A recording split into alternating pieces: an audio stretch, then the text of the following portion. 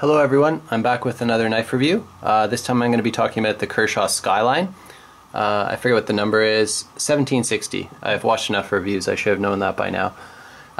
This is an amazing knife, really. I got this back in Toronto on a trip I took back there for work last year, I think it was. And it's one of those knives, I like buying things like that when I'm on a trip or something like that. So not only is it an amazing product that I probably would have bought anyways, but it's got that special memory attached to it, so that's pretty sweet.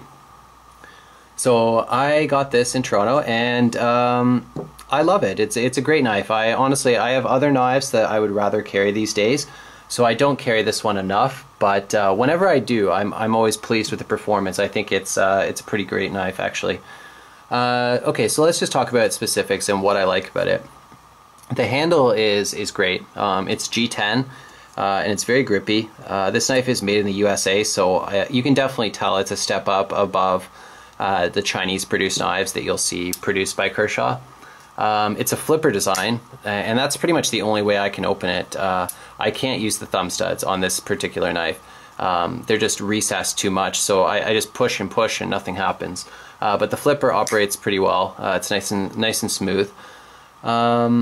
So yeah, G10 handle, and it's got a liner lock. It's a steel liner. The left side of the knife has a full liner, and that becomes the lock as well. It's a very thin liner, actually, so it wouldn't be one of the strongest locks you could find for sure. But this is an EDC knife, so it's not really meant to be hard use at all. The handle shape is excellent. It fits nicely in the hand using the choil there. There is no jimping on the top of the knife, and when you put your thumb up there you do expect to find something, but you're left wanting for the jimping, so it's kind of smooth up there. There is a lanyard hole down here. I've never put a lanyard on this knife. That hole is pretty small, so I think you would be in a tough position trying to get the 550 core through there. I think that would be kind of a tough sell. The blade centering is very good on this model. I think that the pivot got adjusted when I bought it, and I probably tweaked it since then, but the centering is excellent. It's not rubbing against either side when it opens or closes, so that's awesome. I'm not sure if the thumb studs here are working as sort of like a blade stop as well. I saw that on some other knives, but they seem to fit pretty tightly up against the edge of the handle there. So I don't know if that plays a role in the overall lockup of the knife, but it might not.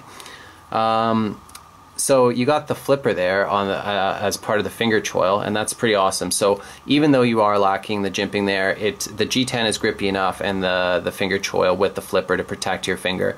I think that works well in terms of handle traction.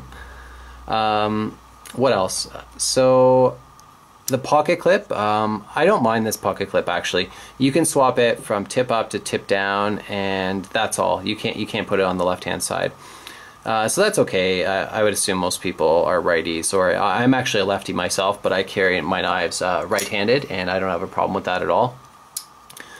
And the clip design it's okay. It's nothing special. The clip is fairly strong. I've never had an issue with it. This much will be sticking out of your pocket. I think that's pretty much ideal. You got something to grab there, so that's cool. Okay, so what about the blade? It deploys nice and quickly, by the way. For an unassisted knife, I've always been partial to the flippers. I think that they're pretty cool. They're fun, they're easy, everybody can do it. All you got to do is push down hard, and you're good to go. You don't need to flick your wrist or anything. So the blade is, I think it's stone-washed, and it's a hollow grind. So it's super sharp. This is a great slicer. It's every bit as good as a full flat grind, and it came super sharp. I've touched it up since then on the Spyderco Sharp Maker. And this the blade steel is the Sandvik 14C28N, and I don't have like a lot of experience with that knife, but it seems pretty good from what I've seen so far. The edge retention is pretty good. I would put it more or less online with like a VG10 or something like that. It does add a little bit to the cost of the knife. This is I paid around $50 for this knife in Canada. I know that I've heard things on YouTube about how it costs like $30 at Walmart. That's like a different story actually. I emailed Walmart very recently because in Canada the knives they sell in Walmart, they suck. Like they're all Gerbers and Camelius, or however you say that. Like that company's not even in business anymore to the best of my knowledge. And of course that Bear Grylls survival knife and all that crap. And if you go on the Walmart website for the United States, they've got like hundreds of knives from all the good manufacturers like Kershaw, Cold Steel, Spyderco, whatever, it's all there. So I emailed Walmart and I asked them, like, why do you have such a crappy selection in Canada? And, you know, all the blades are legal here. Like, I buy them in a different store. It's just like you're giving all that business away. I just think it's very bizarre that they would sell all these products south of the border, but then when they go north of the border, despite the fact that everything is legal and it's the same store, they carry like such a crappy selection. I got a very bizarre email back basically saying that I could talk to a local store owner and try to get them to order what I wanted or something like that.